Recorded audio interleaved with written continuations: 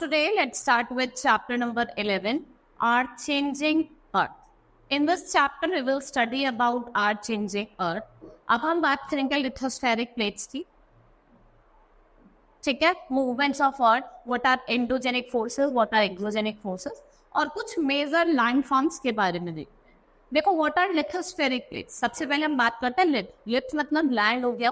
Lithosphere की हम बात करें, it is the fact which is the crust of the earth which is called lithosphere. इसको हमने डिवाइड करा है डिफरेंट बिग और स्मॉल प्लेट्स में, जिसे हम क्या कहते हैं, लिथोस्फेरिक प्लेट। ये प्लेट्स फ्लोट करते हैं हम semi molten layer of the asthenosphere, and very slow movement of this place present few millimeters in a year results in development of various lands। ये किसमें, various landforms में develop होता है। the surface area है lithospheric और tectonic plate का, it's very large, वो बहुत ज्यादा large in comparison to its thickness, ठीक है, उसके थिकनेस के हिसाब से वो क्या है, बहुत ज्यादा large. The movement of the tectonic plates can cause changes on the earth surface, और जो मार्जिन एंड प्लेट्स का वो बहुत ज्यादा इंपॉर्टेंट है, ठीक है। फॉर एग्जाम्पल जैसे आपका वोल्केनो हो गया, earthquake, faulting, mountain formation, ये अकर करता है along the margin of the plate। कहाँ पे अकर होता है, margins of the plates पे अकर करता है। Now movement of the earth, देखो जो molten magma है और other forces है जो active रहते हैं inside the earth, ये several changes करती है अर्थ क्रस्ट में। ये changes होते हैं, ये gradually होते हैं। कैसे होते हैं, gradually। And the force that affect the earth crust are divided into two categories, that is endogenic forces and exogenic।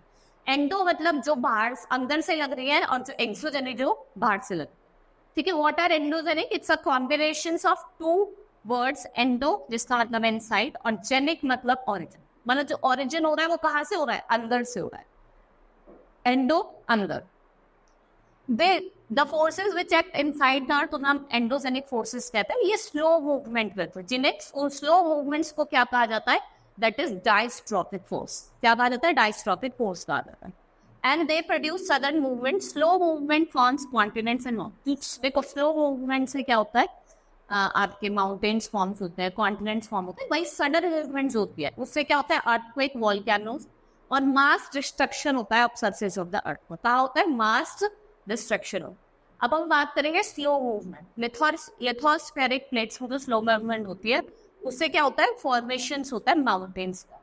और ये जो मूवमेंट्स होती है ये वर्टिकल भी हो सकती है और हॉरिजॉन्टल भी हो सकती है, ठीक है ना। वर्टिकल मूवमेंट से क्या होता है, अपलिफ्ट और subsistence of the earth surface. इससे क्या होता है, प्लेट्यूज और वैलीज मतलब बर्ड्स देते हैं, या आपको फॉर्मेशन दिखेगी प्लेट्यूज और वैलीज। हॉरिजॉन्टल मूवमेंट ये रिस्पॉन्सिबल होते हैं फोल्डिंग और फॉल्टिंग के लिए, एंड ये क्या कैरी करती हैं, जो हॉरिजॉन्टल मूवमेंट्स होती हैं ये क्या क्रिएट करती है, रिफ्ट वैली क्रिएट करती है। They create rift.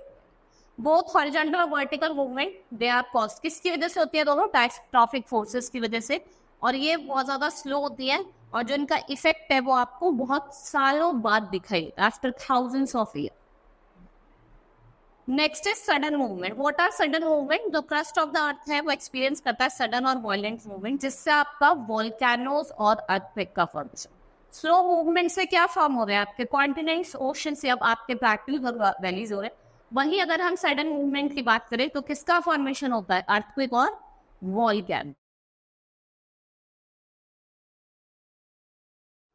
First is volcano. Volcano क्या है, volcano is a vent or crack the earth crust through which molten material erupts suddenly।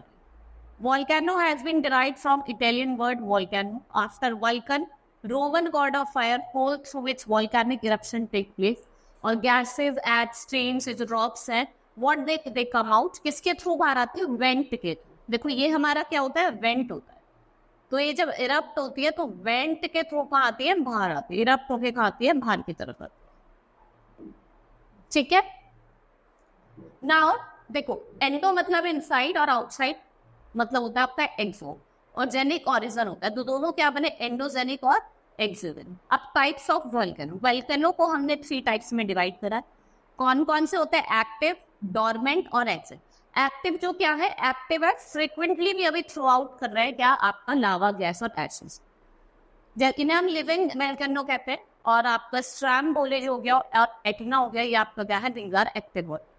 Next is dormant, भाई इरप्ट नहीं हुए हैं, हो सकता है आगे आने वाले फ्यूचर में वो इरप्ट हो, ठीक है, हम स्लीपिंग वोल्केनो कहते हैं, जिससे आपका किलिमंजारो जो आपका अफ्रीका का है, it's a dormant world. Next is एंस्टिल, नॉट येट अरप्टेड, और हो सकता है वो कभी इरप्ट ना भी हो, कभी एक्टिव ना हो, जैसे माउंट केन्या अफ्रीका और माउंट एकांका हुआ। जो माउंट एकांका हुआ वो साउथ अमेरिका में है और केन्या कहाँ है आपका अफ्रीका में। Which types of volcano these are extinct हुआ है। नाउ डिस्ट्रीब्यूशन ऑफ वोल्केनो, अब हम डिस्ट्रीब्यूशन की बात करते हैं तो most of the volcano occur near the earthquake belt around the यांगफू माउंटेन। ये दो बेल्ट्स में होता है, सर्कम पैसिफिक बेल्ट और आपका मिड वर्ल्ड माउंटेन बेल्ट। ये most of the active volcano और हाई वोल्केनिक कोर्स ये आपको सर्कम पैसिफिक बेल्ट में दिखते हैं, और मिड वर्ल्ड माउंटेन जो बेल्ट होती है ये कॉन्टिन्यूअस नहीं है, इसका एक वोल्केनिक जोन होता है जैसे आपका एल्प्स और हिमालय। और जो आपका वोल्केनिक इरप्शन होता है इससे हेवी डैमेज होता है ह्यूमन की लाइफ को भी और प्रॉपर्टी को भी।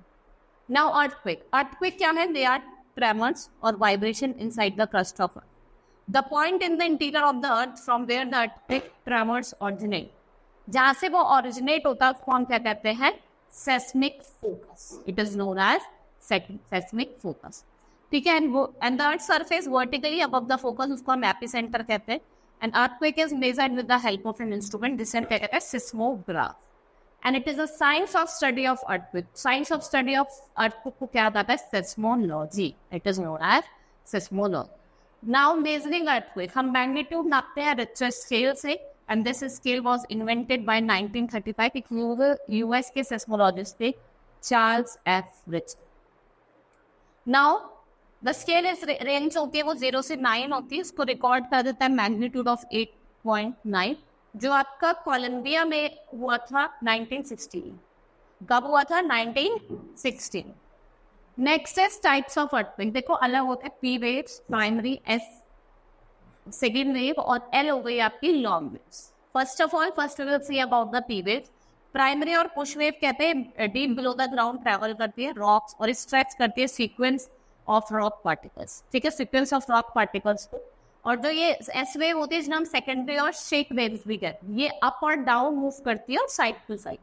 ठीक है, ये ट्रैवल करती है डीप अंडरग्राउंड और ये लिक्विड के थ्रू मूव नहीं कर सकती। नेक्स्ट इज एल वेव, जिन्हें हम सरफेस भी कहते हैं, ये मूव करती है along the surface. Most damage is cause, सबसे ज्यादा डैमेज जो होता है वो आपका एल वेव से ही होता है। Now distribution of earthquake, not part of the earth is free from earthquake, but in some areas जो अर्थक्वेक है वो बहुत फ्रीक्वेंटली होते हैं। ठीक है, जैसे आपकी हो गई द सर्कम पैसिफिक बेल्ट, यहाँ पे ये रीजन है रॉकीज और इंडस माउंटेन का, western margin, Japan, Philippines, Indonesia, eastern margin पे एक्सपीरियंस करते हैं 70% ऑफ अर्थ। सबसे ज्यादा जो अर्थक्वेक आते हैं 70% जो अर्थक्वेक आते हैं वो आपके कहाँ आते हैं? Circum Pacific belt. वहीं mid world mountain earthquake belt होती है, ये मिड वर्ल्ड बेल्ट जो है ये इंक्लूड करती है Alps mountain in the Mediterranean reason, Caucasus और Himalaya.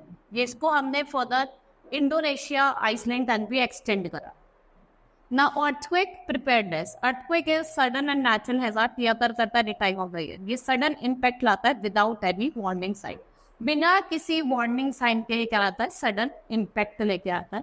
and its adverse effect by using following steps, कुछ adverse effect है, जैसे special type of structures and building should be developed, आपको special तरीके की structure और building develop करनी है जहाँ पे high risk seismic zones। People should be advise कि आप कंस्ट्रक्ट करें अर्थक्वेक रेजिस्टेंट बिल्डिंग। कैसे बिल्डिंग बनानी है? Earthquake resistant. Public awareness, public को अवेयर करना है जिससे वो सेंसिटाइजेशन और ट्रेनिंग प्रोग्राम चल रहा है। पीपल शुड स्टे उन प्लेसेस से दूर रहे जहाँ पे आप देखते हैं चिमनीज हैं, ग्लास विंडोज है या मिरर है, पिक्चर है कहीं पे free. During earthquake people should take shelter under a kitchen counter, या फिर आप डेस्क या कोई कॉर्नर ऑफ द वॉल हो उसके अंदर चले।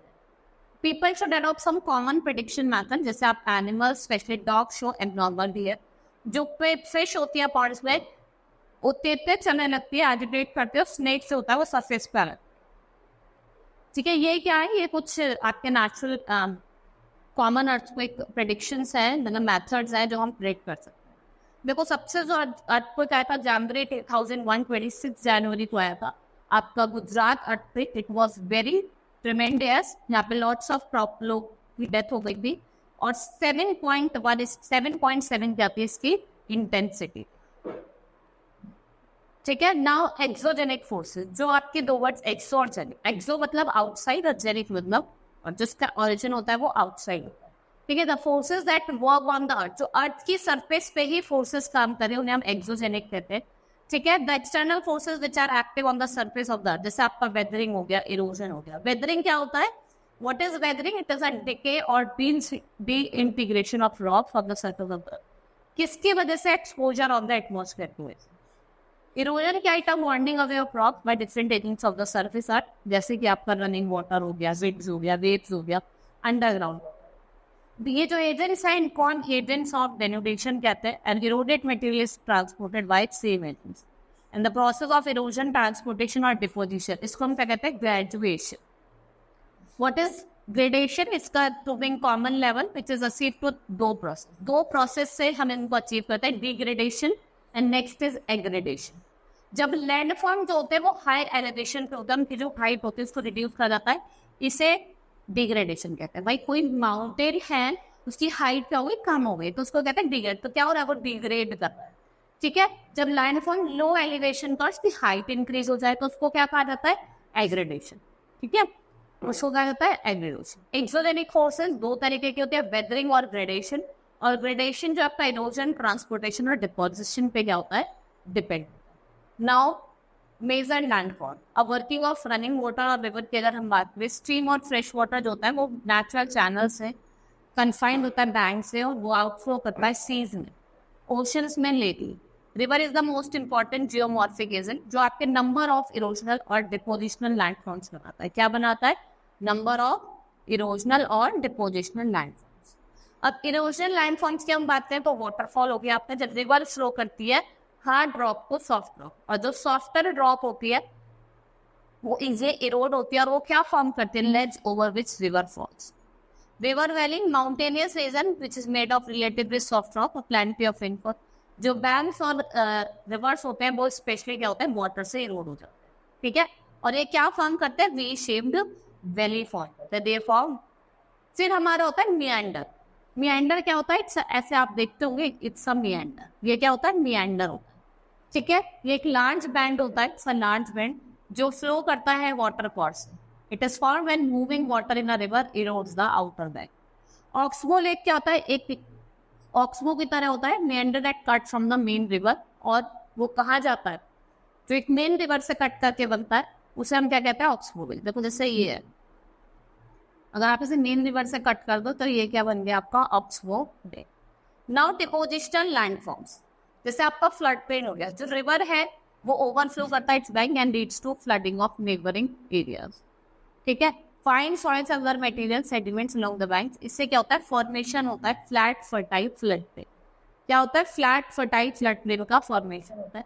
लीवी, जो रिवर है वो also deposit some sediments on along the bank which arrayed on higher level इधर साइड, और ये क्या करता है? बैंक्स वो बेस करता है, इससे हम क्या कहते हैं?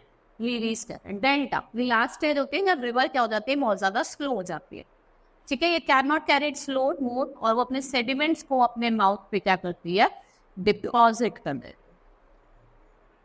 सेडिमेंट्स जो होता है, डिपॉजिट सेडिमेंट्स क्या होते हैं? जो रिवर के पाथ को ब्लॉक कर देते हैं, वो डिवाइड करते हैं रिवर को ब्रांचेस में, और जब रिवर ब्रांचेस में डिवाइड करते हैं उसको क्या कहा जाता है? डिस्ट्रीब्यूट। देखो ये आपकी मेन रिवर हो गई, ये जो आके मिल रही है ये क्या हो गई? ट्रिब्यूटरीज हो गई। What are these? These are tributaries. और जो यहाँ पे आके मिल रही है ये क्या है? आपके डिस्ट्रीब्यूटरीज। जो डिस्ट्रीब्यूट हो रही है यहाँ से वो क्या? आपकी distributaries. These are the distribute. ठीक है, ये ट्रायंगुलर शेप लैंड है जो form between distribution due to deposition of sediments. ये किस लिए फॉर्म होते हैं? जब आपका डिपॉजिट होता है sediment. Now work of sea currents और वेव्स। अब हम कुछ इरोजनल लैंडफॉर्म्स की बात करते हैं। अब हम कुछ इरोजनल लैंडफॉर्म्स की बात करते हैं, जैसे सी केव। एंड अ केव में be developed at the base of cliff which is subjected to action of wave. ये सिलिंड्रिकल टनल के होते हैं, ये आपके एक्सटेंड करते हैं into a cliff. Sea arc, when cavities get bigger and bigger and only roofs of caves is left, और sea arcs are formed. क्या फॉर्म होता है? sea arc।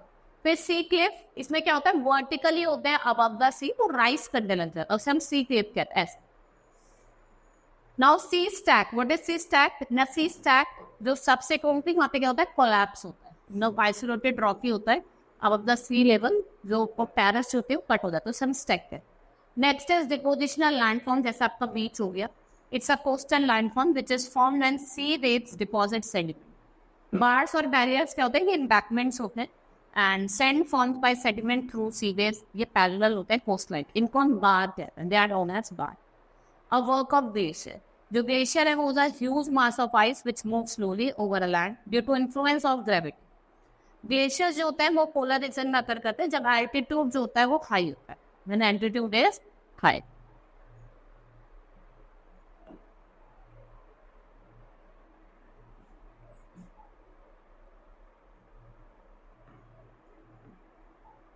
जब एल्टीट्यूड क्या होता है, हाई होता है। Now take the correct answer. The crust of the earth is known as, जो क्रस्ट होता है उसको क्या कहा जाता है, lithosphere. Earthquake is measured with the help of, किससे मेजर करते हैं हम, रिचर स्केल से। The external force is active on the earth surface, वो कौन कौन सी है, वेदरिंग और इरोजन, दोनों है आपकी, दोनों क्या है आपकी, active. Now our chapter has been completed, hope you understood the chapter. That's all for today.